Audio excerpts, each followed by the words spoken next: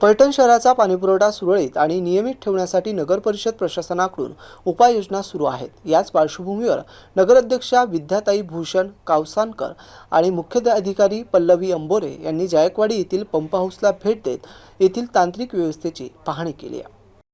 Jayakwadi pump house ही पैठण शहराच्या पाणीपुरवठ्याची मुख्य जीवनवाहिनी आहे। नगराध्यक्षा विद्या कावसानकर यांनी दुरुस्तीसाठी काढण्यात आलेल्या मोटरीच्या कामाचा सविस्तर आढावा घेतला। तसेच काम पूर्ण होण्यास लागणारा कालावधी आणि पाणीपुरवठ्यावर होणारा संभाव्य परिणाम याबाबत संबंधित अधिकाऱ्यांकडून माहिती जाणून घेतली।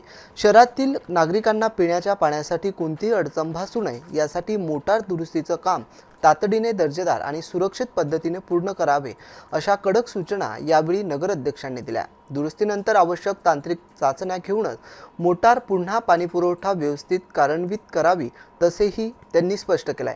यावेळी मुख्याध्यापिका आणि पल्लवी अंबोरे यांनी सांगितले की शहराच्या वाढत्या गरजा लक्षात घेता नगर परिषदेच्या वतीने पाणीपुरवठा यंत्रणा अधिक सक्षम करण्यावर भर दिला जाणार आहे। या पाहणी दरम्यान पाणीपुरवठा अभियंता सौरभ हलमारे, किसन नवगिरे यांच्यासह विभागातील अधिकारी आणि कर्मचारी मोठ्या संख्येने उपस्थित होते।